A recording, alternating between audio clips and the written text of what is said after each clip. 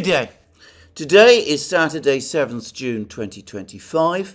Today is my last day in Tbilisi, the capital of Georgia. Tomorrow I will be back in London, and I expect to continue to be in London for at least the next couple of months. So you'll be seeing me again back in my old room, my library, with all its books, and for at least, as I said, at least a couple of months. It's been an enormous pleasure and very insightful to be here in Georgia. I met wonderful people here. I've enjoyed the amazing food. I've enjoyed this amazing and extraordinary, very, very beautiful city and country. And I will have much more to say about it when I get back to London and have reviewed my thoughts properly, and will be able to comment about it in further and greater detail. To repeat again, my overall sense of the city of Tbilisi and of Georgia is that the political situation here is stable and the economic situation is booming. This is a country that, in my opinion, has decisively turned the corner and is now with renewed self-confidence moving forward. This is not to say that there aren't problems. There are problems in any and every country. Georgia certainly has its share, but none that cannot be dealt with or overcome. And I suspect that in the present political mood, they almost certainly will be. Anyway, to repeat again, I will discuss the situation in Georgia in more detail in my next programs. In the meantime, I'm going to return to the topic of Ukraine, and I'm going to repeat again what I have said many times. There are many important things going on in the world. There is a crisis in the Middle East, a permanent, developing, escalating crisis in the Middle East, which might overtake in importance the conflict in Ukraine. There is an underlying conflict between the United States and China, which is becoming increasingly serious. But for the moment, at least, the conflict in Ukraine, which is gradually moving towards its conclusion, remains the major conflict in the world. It is the catalyst around which the entire international system is being restructured. I ought to say that my visit to Tbilisi has strongly confirmed that impression. So what has been going on over the last 36 hours since my last program? Well, I'm going to suggest that these have been critically important hours, and in fact, they confirm something which a number of people, Ray McGovern, for example, has hinted at or openly discussed, which is that whatever success it may have achieved in terms of physical destruction of Russian aircraft, and the more information I'm getting, the more confirmed I am becoming that that destruction was very limited. But whatever material success the attack on the Russian airfields brought for Ukraine, it has been greatly outweighed by the extremely negative reaction to this operation, which we're starting to see develop in the United States. Now, the first thing to say is that one point I had not appreciated. It has been pointed out by several people to me in private emails.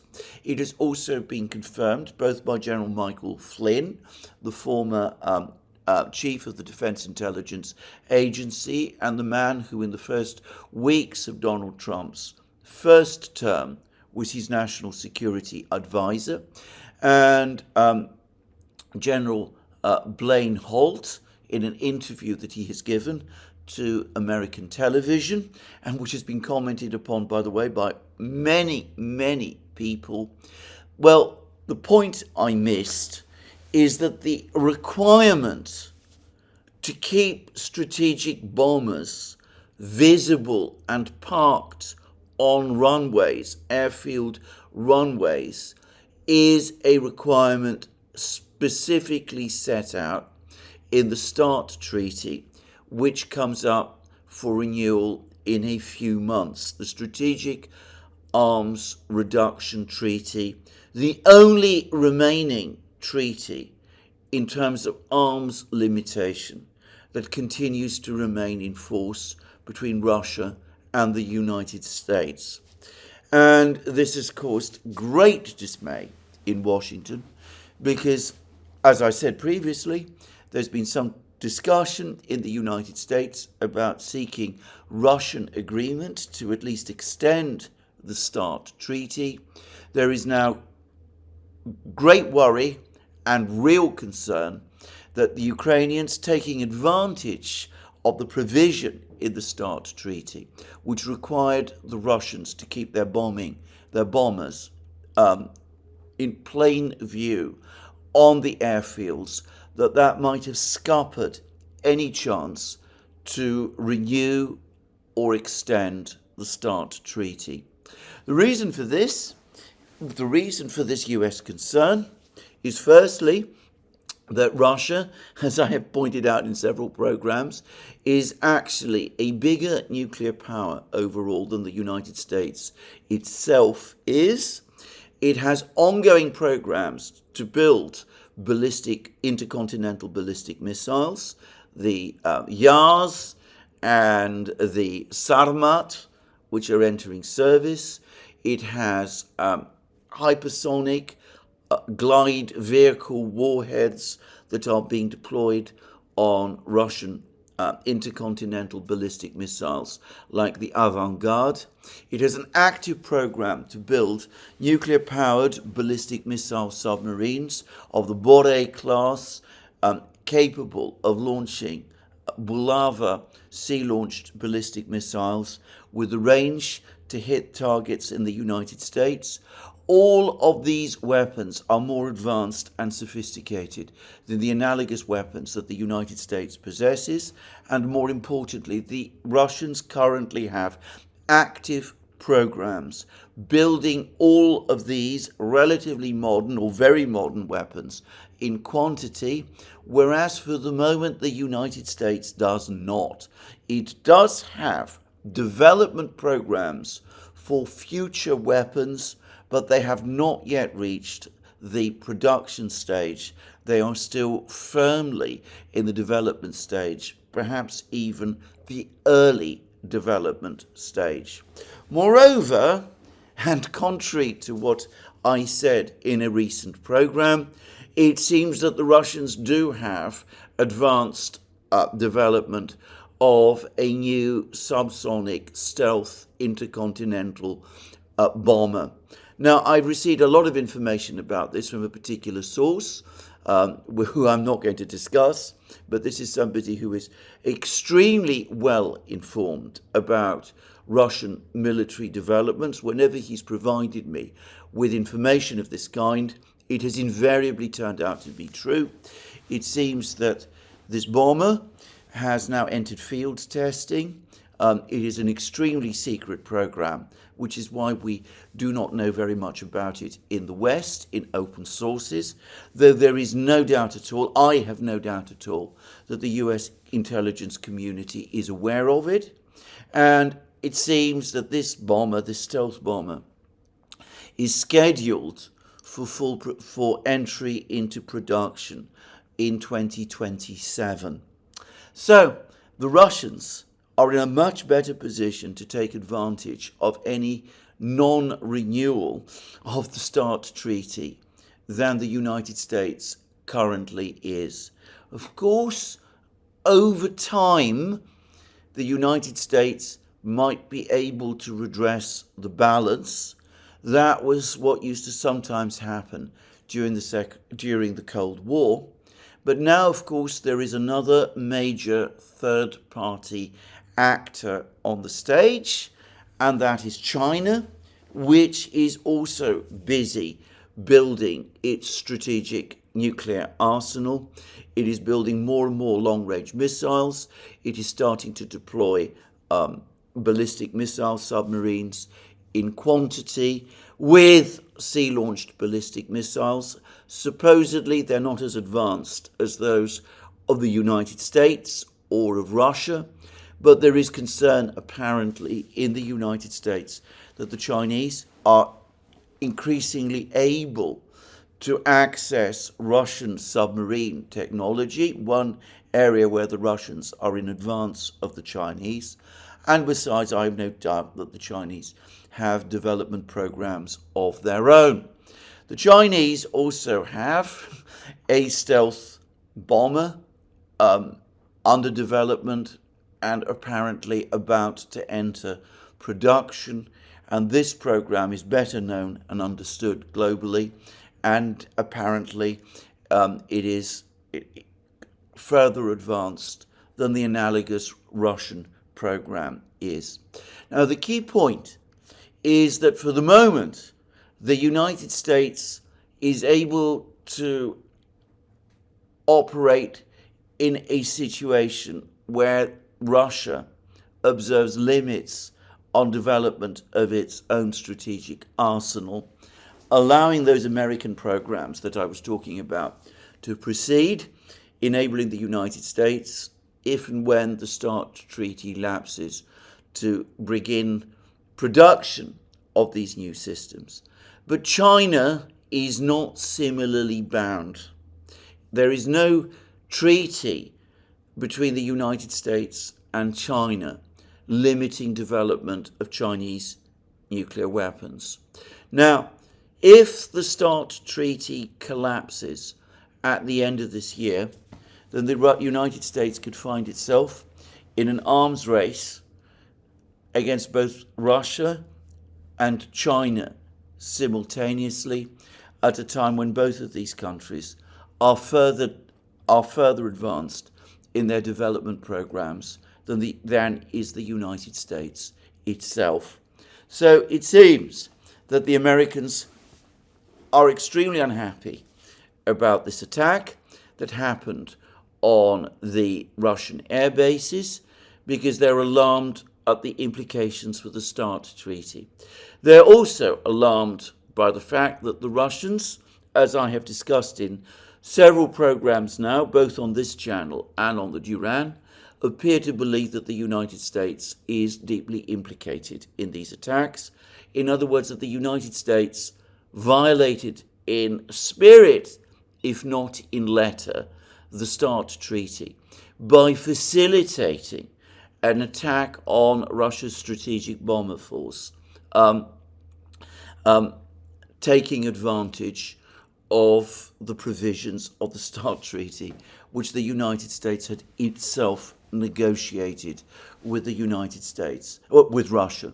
So there is growing alarm and anger in the United States as the full implications of this are coming to be understood.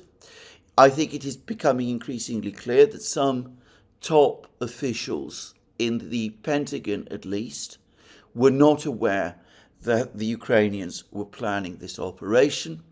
And of course, Donald Trump, regardless of what he knew or didn't know, is now going out of his way to insist that he was not aware of this Ukrainian operation either. Now, the problem is that the Russian suspicion that the Americans at least had some knowledge of this operation is almost certainly true. The Ukrainians have said that it was being planned for 18 months. The United States has a massive presence in Kiev. It has its officials in every branch of Ukraine's sprawling intelligence apparatus. It is inconceivable to me that the Ukrainians could be planning an operation of this kind without somebody in the United States knowing about it and approving it. But there is a further factor to take into account, which is that an attack of this kind almost certainly does depend on at least some degree of satellite intelligence, up-to-date satellite intelligence being provided to Ukraine to enable the Ukrainians to maneuver their containers. The containers were the drones that carried out the attack, to the correct positions around the correct airfields. Now, the problem with that is that despite various claims, it is extremely unlikely indeed that other NATO countries possess the degree of satellite coverage to enable the Ukrainians to do that, other than the United States itself. It could be that the United States has been providing information to some of its NATO allies, Britain, for example, about the positioning of Russian bombers, and the British have in turn been providing that information to Ukraine. If that is the case, it would not surprise me at all. During a brief period when Donald Trump interrupted intelligence sharing between the United States and Ukraine, I remember that there were discussions in the British media about doing that very thing, in effect laundering intelligence provided to Britain by the United States and then supplying it to Ukraine, so that it would not seem as if it was the United States itself that was directly supplying that intelligence. The Russians, of course, are not going to be fooled by any of that. The Americans probably would not be fooled by any of that either. Now, here I want to make clear that far from everybody in the United States is unhappy or upset by this Ukrainian operation. Ukraine still has many supporters in Washington, in the intelligence community, in the Pentagon, in the State Department, in other sections of the permanent bureaucracy, and no doubt amongst the officials of the administration itself. But enough people in Washington are concerned and angry about what happened to cause at least a temporary shift in the mood in Washington, one that has gone against Ukraine.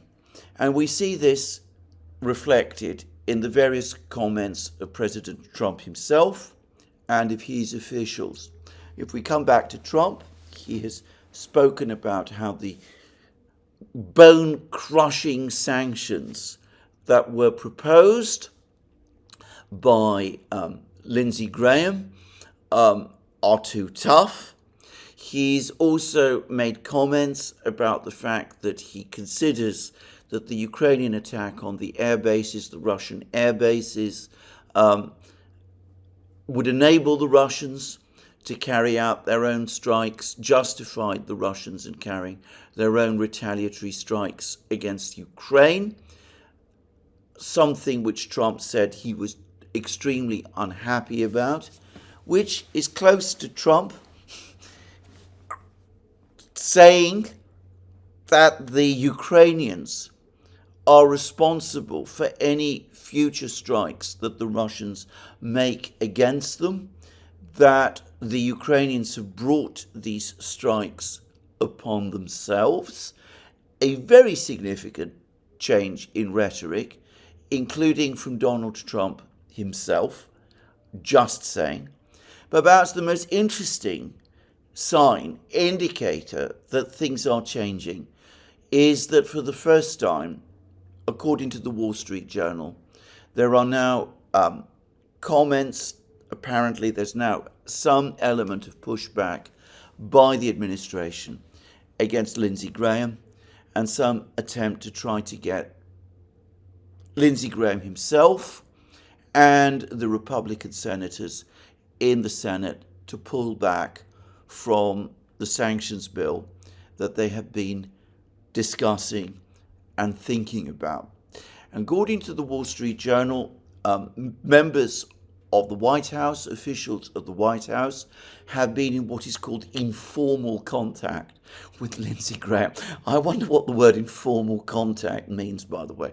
I mean, what does it mean exactly? I mean, are they speaking to him on the telephone, or are they sending him emails as opposed to meeting him, or is it that he's not meeting Donald Trump himself? Anyway, I'm not going to worry about that. But anyway, it seems that they are in touch with Lindsey Graham and they're telling him that, look, this really isn't a good idea. The time has come for you to actually water down your sanctions.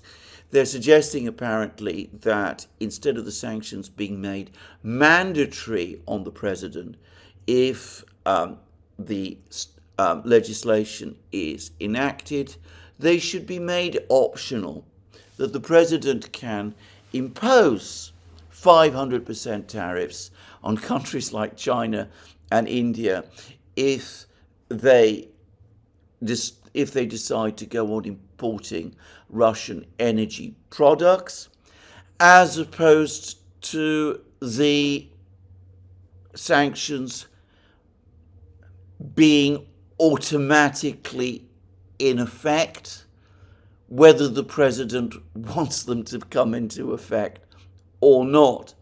And apparently these people who are informally talking to Lindsey Graham are saying something that, by the way, Alex Christoforou and I have been talking about in a recent program which we did on the Duran, which is that it is the President of the United States who makes foreign policy and who makes foreign policy decisions, and it really isn't proper or appropriate for Congress to tie down his hands by passing a sanctions bill like the one that Lindsey Graham is proposing, which will force sanctions to be imposed, in practice tariffs to be imposed against China and India, regardless of whether the president supports that or not.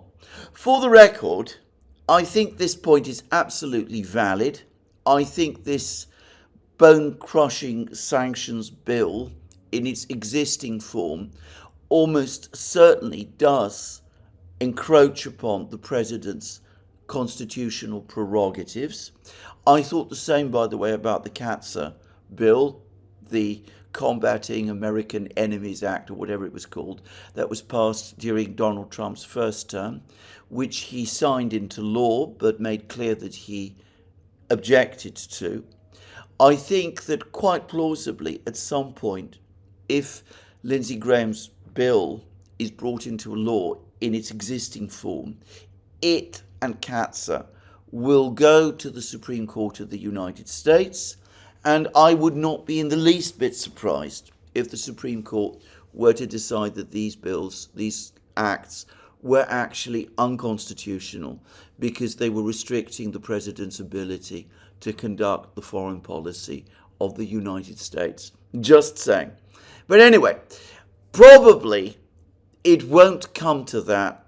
I suspect that if Republican senators start get wind of the fact that Donald Trump is not happy with his sanctions bill, they too will start to turn up at Lindsey Graham's door and will tell him that he's got to water down the sanctions, that the sanctions go too far, that the president almost certainly is right, and that, of course, the president has the ability to stop the bill anyway in its tracks by getting the Speaker of the House, Speaker Johnson, to refuse to put it to the House, which will in effect kill the bill. So I think that they will tell Lindsey Graham to agree to what Trump is asking for, in which case we will get a bill which does nothing more than what presidents of the United States have already been doing. Presidents of the United States have been able to impose sanctions on countries by executive order. Presidents like Donald Trump, or at least this president, Donald Trump, has imposed tariffs on various countries by executive order. This will simply be another bill which confirms that he has those powers. It will not add anything to the existing powers that the president already possesses or claims. Anyway, that's how it seems to me. The key thing is that Donald Trump apparently is capitalized. I don't think he's ever been keen on this bill at all, but he's capitalizing on the alarm that has been caused in the United States by this attack on the Russian airfields in order to probably either kill or neuter this Lindsey Graham sanctions bill, which Donald Trump isn't keen on having brought into law. Now, but has, for some unaccountable reason, been reluctant to openly oppose. Now, I say all of this, of course, the situation in Washington can change from one day to the next, from 1 hour to the next. It could be that something will happen over the next couple of hours, which will cause the whole situation to change again. And we might indeed get Lindsey Graham's bone-crunching sanctions bill through Congress and signed into law by the president, and the 500% tariffs imposed on China and India, by the way, and probably Turkey too. It would be very interesting to see what the economic consequences of that will be on the United States itself, just saying. The head of the Industrialists Union in Russia, Alexander Shorkin, who is the head of what is effectively Russia's biggest employers organization. He's actually come out and made some comments about what might happen if this bill were brought into effect and if sanctions like that really were imposed and were effective. In other words, China and India did indeed decide that they would no longer continue to import Russian oil and gas, something which I don't for a moment believe. But Shorkin appears to think that in spite of that, and regardless of that, after a short period of volatility, the situation in the Russian economy would stabilize and that Russia would be able to resume growth and would achieve 2% growth within the next year or so, and then start to see its growth increase thereafter beyond that. Just saying. And that does appear to be the mood in Moscow. Shorkin had a lot more to say, incidentally. He was making his comments on the eve of an interest rate decision in Moscow, which I'm going to come to shortly in this program, and I will return to him later in this program. But anyway, it is possible that despite these latest moves being made by the White House to, as I said, either kill or neuter Lindsey Graham's bill, that it might still come into law in its existing form. It might be that, as I said, the Russians do something that changes the entire situation in Washington again. Who knows? But that, at least for the moment, does appear to be the situation. It seems, as I said, that the Americans, or at least some people in the United States, some of the more important people in the United States, have indeed been angered by this decision that the Ukrainians took in launching these attacks on the Russian airfields. Now, here I ought to say something about the Ukrainian reaction to all these pressures and alarms and concerns. Firstly, the Ukrainians continue to insist that so long as the war against them continues, they will strike the Russian military anywhere and anywhere that they can. They don't care about START treaties, about the relationship between the United States and Russia, about the nuclear balance. These things are of no interest to them. Well, up to a certain point, you can understand that. But the fact that the Ukrainians are making comments like this ought to, again, underline for policymakers in the United States what an impossible ally or proxy the United States has adopted in the form of Ukraine. Ukraine incessantly demands unending flows of American weapons, unending flows of American money. It demands more and more sanctions on Russia from the United States. It supports tariffs imposed by the United States on countries like China, which trade with Russia. It never in any way reduces its demands on the United States, but it pays no heed at all to America's, to the United States' greater geostrategic interests or security concerns. Now, I have spoken about this many, many times, but it has always seemed to me that this is an incredibly unbalanced relationship, one in which the tail clearly wags the dog, and it has always astonished me that so many people in the United States, and by the way, the entirety of the Biden administration, seemed to be so willing to go along with it. Now, according to media reports, Donald Trump himself has a different perspective. He sees Ukraine as a problem. He doesn't much like President Zelensky. He remains keen to improve relations with Russia.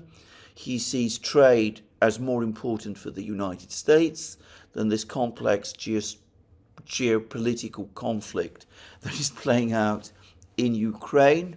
He has an entirely different view and an entirely different perspective.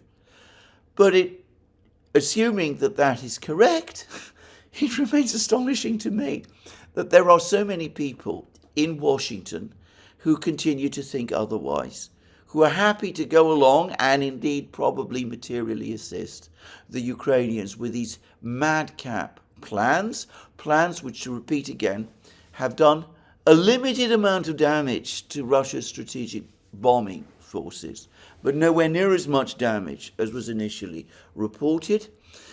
But attacks which, as I said, could conceivably impact on America's own vital interests, and they don't seem to care about that. Defeating Russia, something which everybody now basically acknowledges is impossible, continues to be something that they remain committed to, even despite all the incredible risks that brings in its wake. As I said, it is astonishing to me, barely explicable, but there it is. Anyway, that's one thing I wanted to say.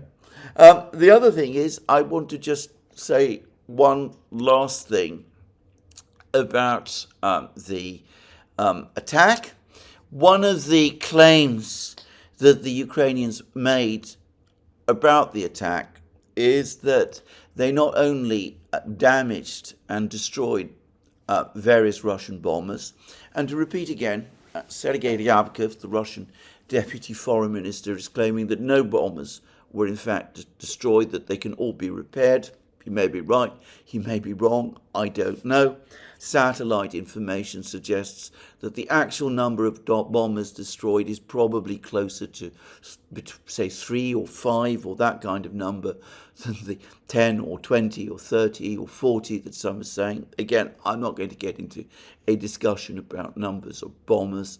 I can't myself make sense of the satellite photos. But one thing I can say, which is that the Ukrainians also claimed that they managed to destroy a number of A-50 AWACS aircraft, of which the Russians indeed have only a limited supply. It turns out that they did do some damage to some A-50 AWACS aircraft, we have the satellite photos, but they don't seem to realize that the A-50 AWACS aircraft that they damaged are actually out of service. They're old models left over from the Soviet period. It seems that they have not been in operation. They were probably being used to provide spare parts to the existing A-50 AWACS fleet. They were non-operational. So anyway, that's all I'm going to say. I'm not going to say more, but on this last point, it does seem that the satellite evidence, seen and examined by others, not by me, is pretty conclusive. Anyway, that's what I wanted to say about all of these developments now.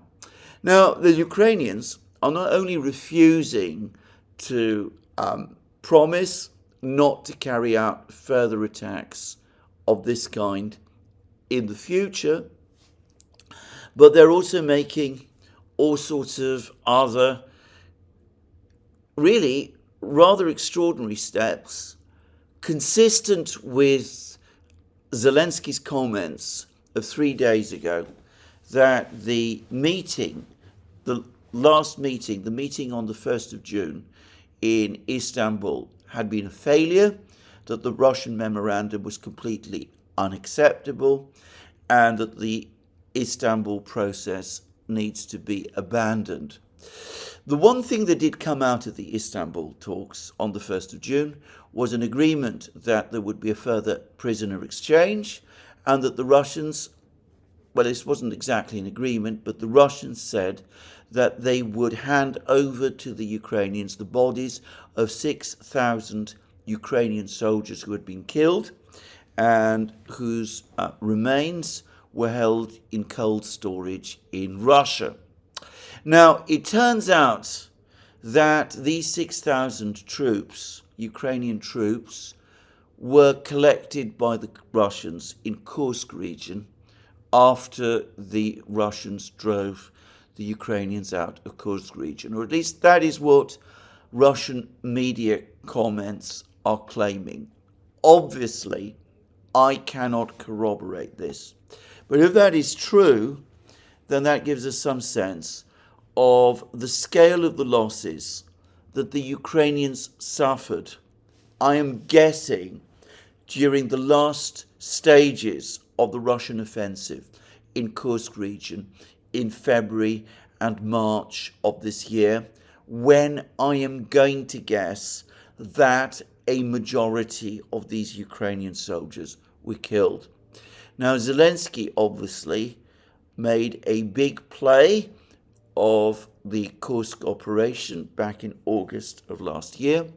His prestige was heavily bound up by this operation. He probably does not want to acknowledge the extent of Ukrainian losses in this operation. And for that reason, and also in light of the fact that apparently families of Ukrainian servicemen who were killed would be entitled to receive compensation. And it seems that the Ukrainians, therefore, given the enormous cost to their already overstrained budget.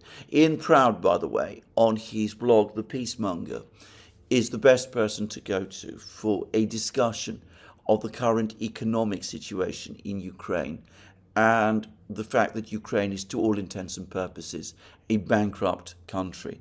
Anyway, the Ukrainians probably cannot afford to pay that compensation anyway, which is perhaps one reason why they systematically downplay the scale of their losses and apparently inform the families of soldiers who may have been killed in the war that they're missing in action rather than dead. Just saying.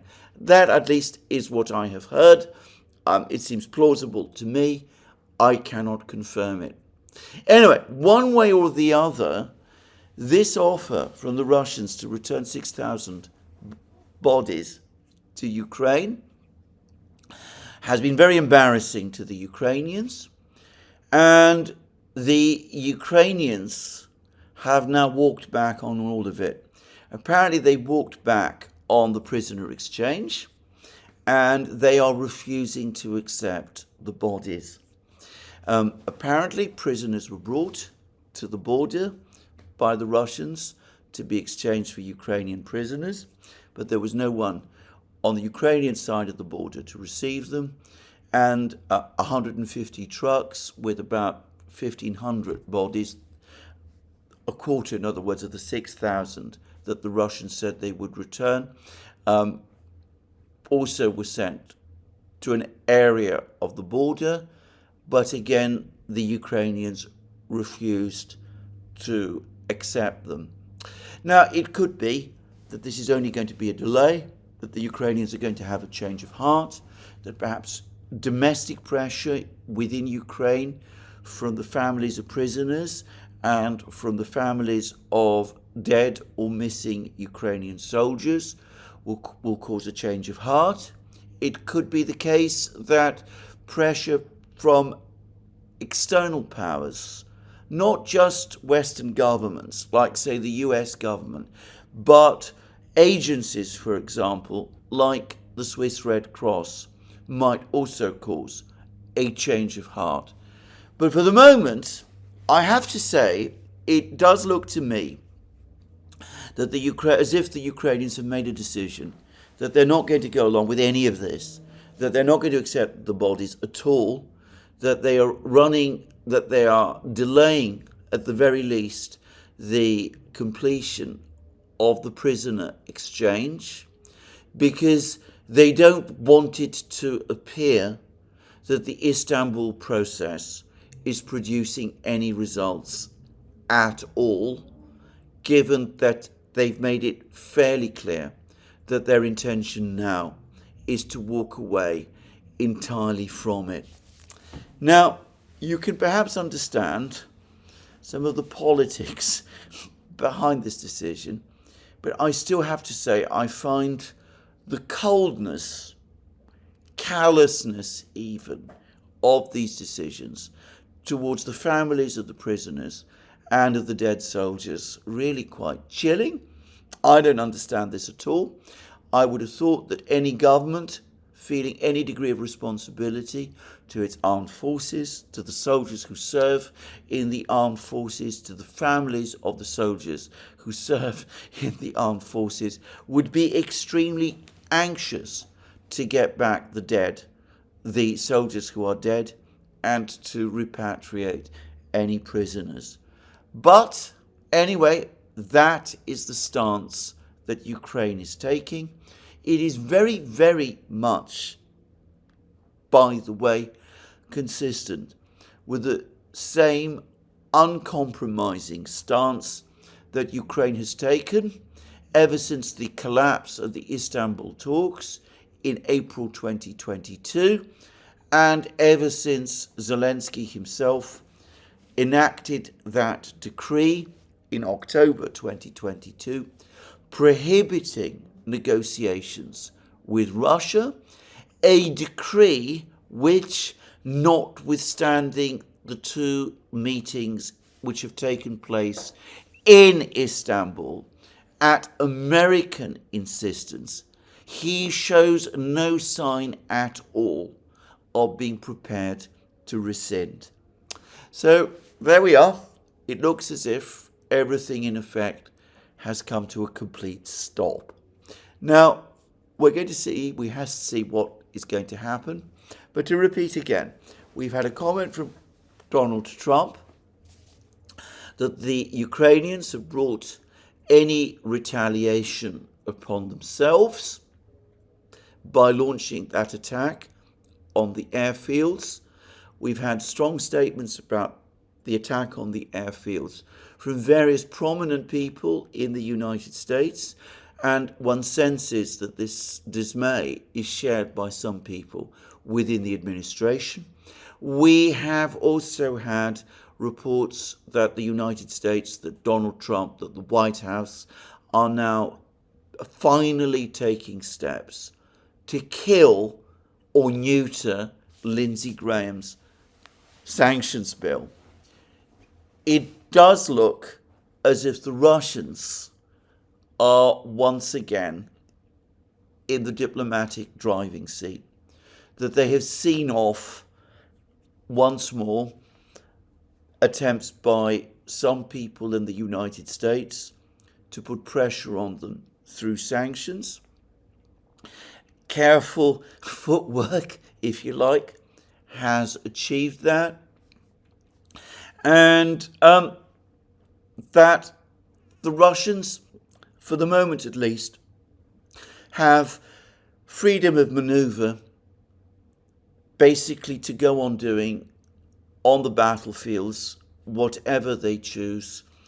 I've never myself seen any sign that the Russians have in any way at all restricted or limited themselves in their actions on the Ukrainian battlefields or in the various missile and drone strikes that they continue to conduct against Ukraine. But for what it's worth, they can now press forward and continue to do all of the things that they've always been doing without perhaps having to look back behind their shoulder and see what it is that the Americans are going to do in response.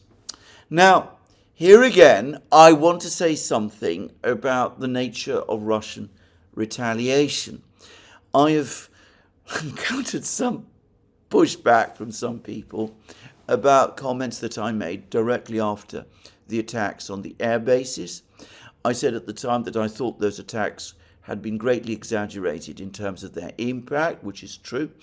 By the way, I'm confident about that. And I said that the Russians would almost certainly not be provoked or panicked into an overreaction concerning the attacks on the air bases. And that is indeed, so far as I can see, the general sentiment in Russia. Now, I'm going to read out some comments about retaliatory action in relation to the attacks on the air bases made by Radovka. Now, I've referred to Radovka many times in many programs. It is a Russian newspaper that is very, very much on the nationalist wing of the Russian media. It strongly supports the military and the military campaign in Ukraine. It has large numbers of journalists operating on the battlefields and provides very, very interesting reports. It is extremely patriotic. It is in no sense, if you like, a liberal or soft journal in terms of Russian attitudes. And this is what they have said in response to the attacks about what the Russians should do in response to the attacks on the airfields. They say this. They say this. One more important point. Everyone is now digging the ground with their hooves and wanting to unleash a retaliatory strike on the enemy so that it would dig them into concrete up to their ears. The reality is that conflicts are not won by sabotage alone, nor are they won by violent emotional reactions. Strategy is important, an understanding of how exactly we want to win. Not psychological pressure, not a demonstration of this is what we can do, but rather constant, systematic efforts to undermine the enemy's defenses and find weak spots. We do not need any retaliatory strike. We need a list of targets that will be hit because we need it, and we will deliver those strikes before the enemy attacks, after the attack, even if the enemy does not attack at all. The enemy produces drones in a garage, fine. Geran's there. Does the enemy needs industry, and its industry needs electricity? Let's continue to bring down the energy system. Does the enemy have a brain center? Let's hit that if it brings us benefits. The main thing is that this is dictated not by emotion, not by a reaction to the enemy's actions, but by our own will and calculation of specific beneficial effects we will receive from such a blow. That is very much the Russian style. To repeat again, they do not let themselves be panicked, provoked, shocked, dismayed into doing things that are not going to benefit them, or which might indeed benefit their adversary if it seems that they are overreactions or misreactions to what the enemy has done. Their approach to war, and no country knows more about war than Russia.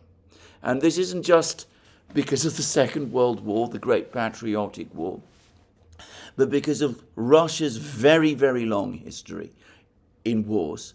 No country knows more about war than Russia, and the Russians know very well. In fact, they have an almost instinctive understanding that the way to win wars is to work constantly and single-mindedly towards the only objective which ultimately matters, which is victory. Just saying. Anyway, let's perhaps now at this point touch upon the actual military situation. Again, as this is a program that I'm doing under somewhat tight conditions, let me simply and quickly say that, again, I'm only going to deal with the situation rather quickly. But briefly, it looks as if the Russians are continuing to make significant progress in the Sumy area. I said, I think it was about a day ago, that the village of Yablonovka, I may be getting its name wrong, has been captured by the Russians. Group of forces north immediately contradicted that. They said that the claim that the Russians have captured this village is ahead of events. In other words, it is still being fought for. But anyway, elsewhere in that area, the Russians continue to make very rapid progress. The Ukrainians continue their unending effort to attack and capture the village of Totkino in Kursk region.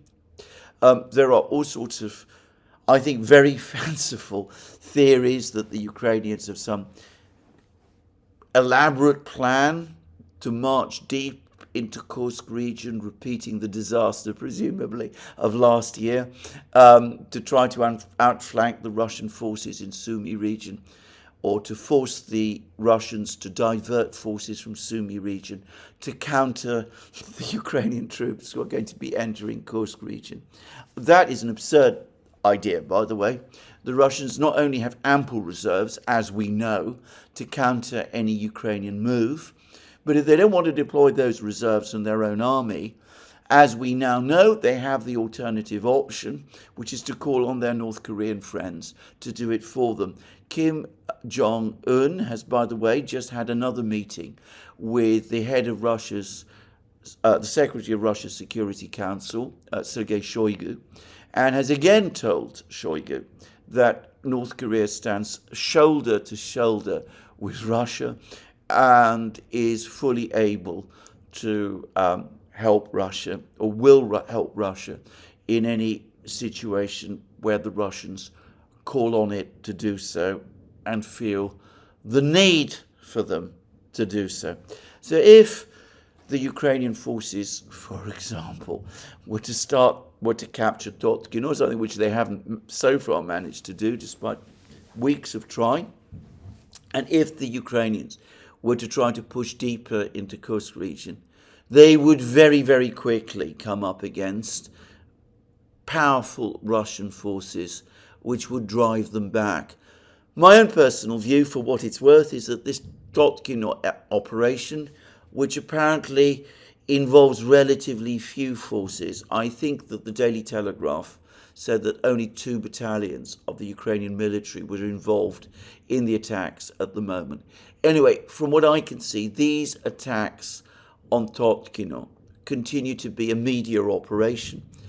Zelensky continues to make claims that the Ukrainians still have a foothold in Kursk region.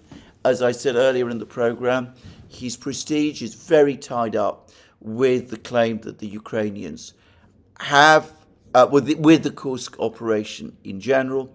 I think that is all that this operation is about, so that Zelensky can go around and still say that the Ukrainians have a presence in Kursk region. All that is happening is that the Ukrainians are bleeding and losing men and machines, keeping up this operation to no end and for no useful purpose. Anyway, that's what I think about that. The Russians, as I said, continue to tighten their grip on Dotkino. Now, there have been more reports of more Russian advances in the Chasov Yar area, in the area around Konstantinovka, in the area of Pokrovsk itself. Yesterday, Redovka, as it happens, provided a fairly interesting account of the operations near Pokrovsk.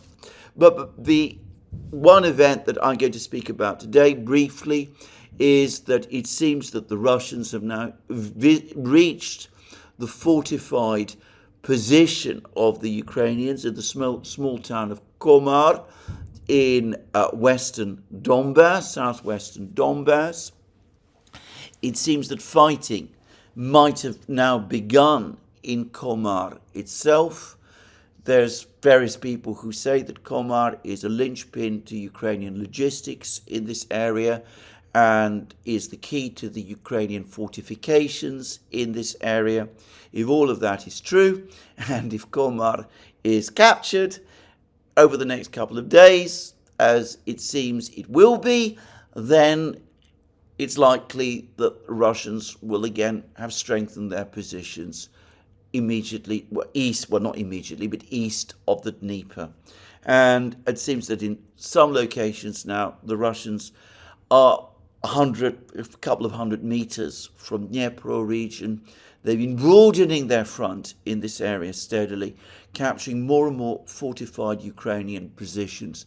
Everything suggests that sometime in the summer, a major advance towards the Dnieper will begin.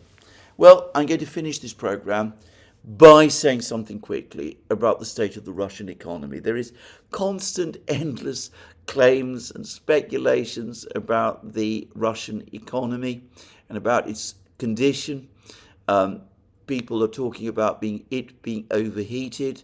The Financial Times has recently started to talk about the fact that there was a slowdown in the Russian economy this year, which there was.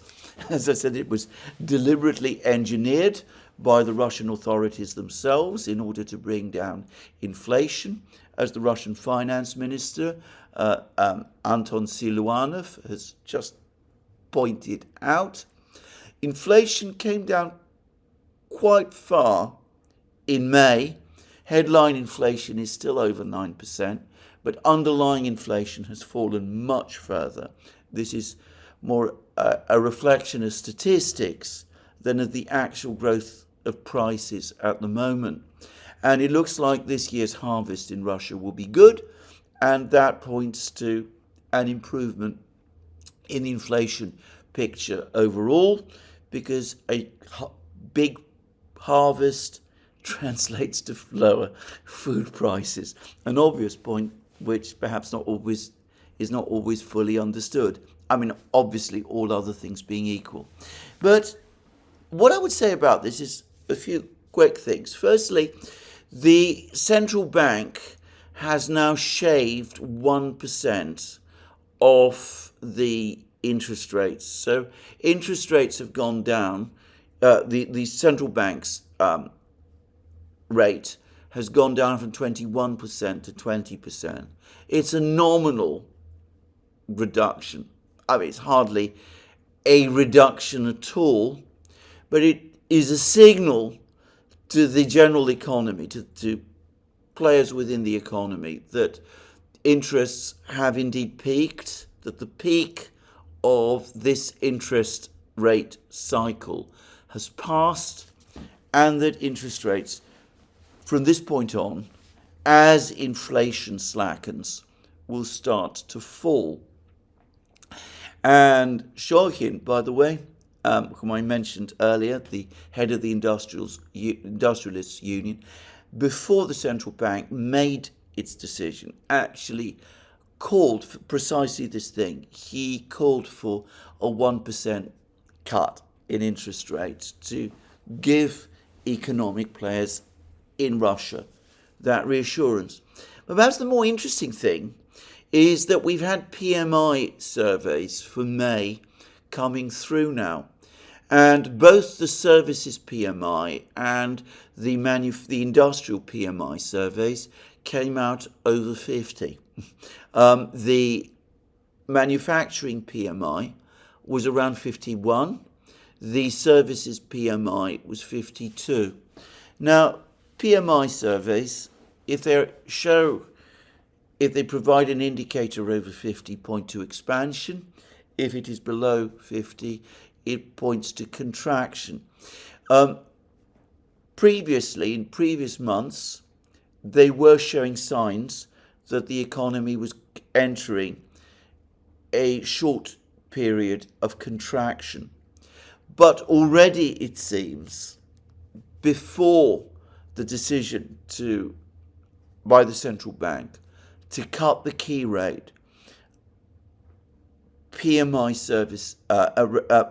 surveys in Russia had moved again into expansion territory. Now that could be a sign that the markets in Russia have already, prior to the central bank's decision, noted the fall in inflation, and that banks and other credit institutions have already begun to lower interest rates. So that we could be at the point where, as I said, interest rates in Russia begin to come down again, in which case it's quite likely that the rate of economic growth will again begin to pick up.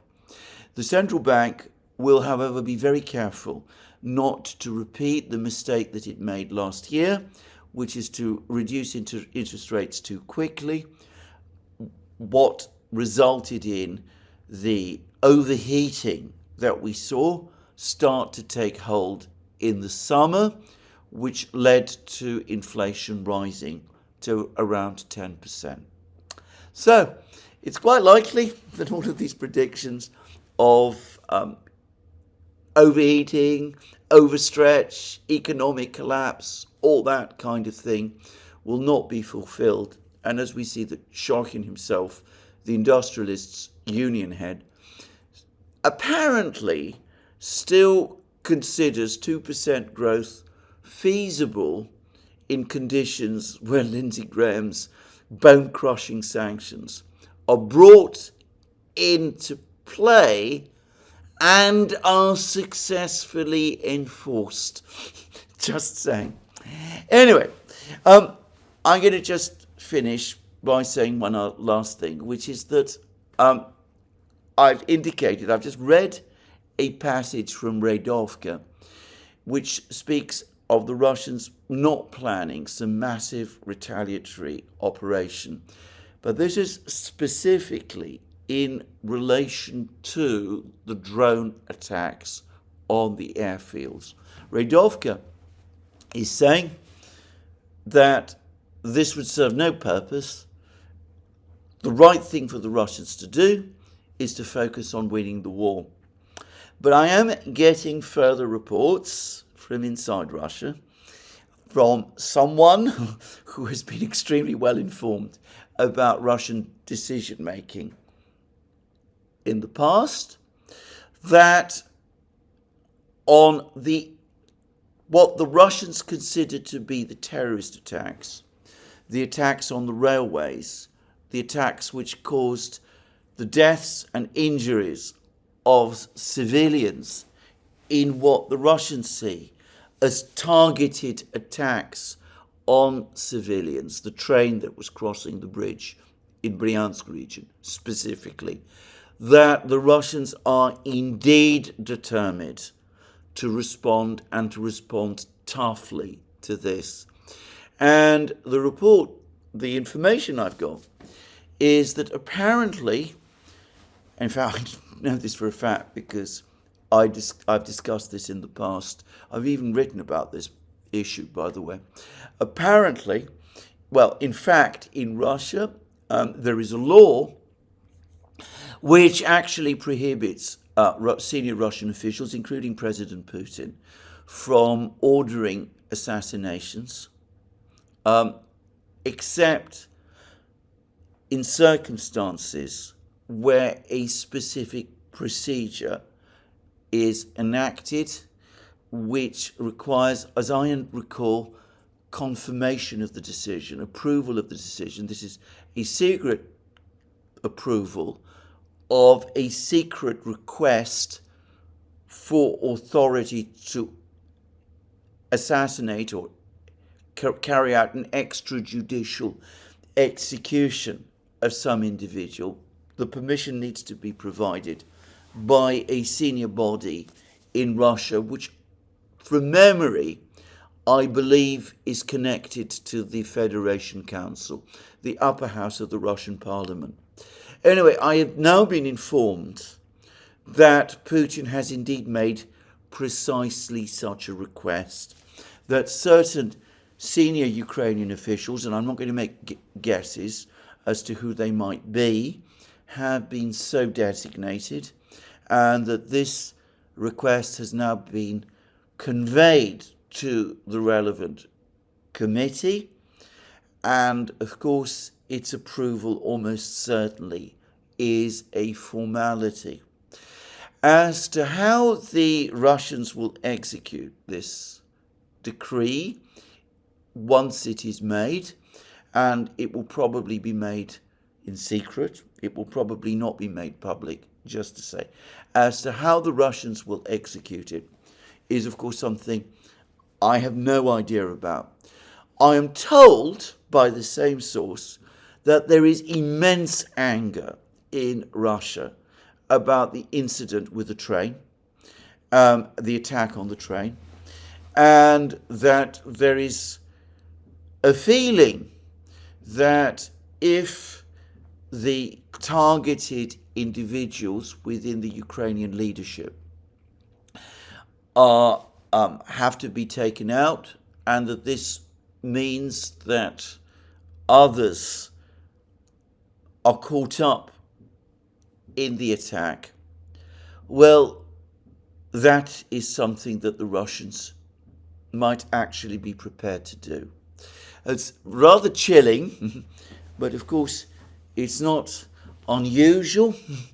The United States, for example, has itself shown a certain willingness to go after people who it judges capable of or involved in terrorist acts, and it's done so without perhaps showing a huge amount of concern for others who might be caught up in whatever operation is involved. Anyway, I want to stress I've obtained this information from somebody who is informed about these things. I don't know for a fact that it is true. I cannot possibly know. As I said, Putin and his officials most certainly would not discuss such a thing with me. But if we see someone within the Ukrainian leadership targeted in this way by the Russians at some point over the next few weeks or months, perhaps we should not be surprised. I'm going to suggest that even though there is a certain amount of secrecy behind all of this, Putin's recent comments, the comments that he made over the course of the meeting when he spoke to Medinsky and Lavrov made it already, I think, pretty clear that this is the direction that decision-making in Russia is taking. Well, this is where I finish my program today. Let me remind you again, you can find all our programs on our various platforms, Locals, Rumble and X. You can support our work via Patreon and Subscribestar and by going to our shop. Last but not least, if you've liked this video, please remember to tick the like button and to check your subscription to this channel. That's me for today. More from me soon. Have a very good day.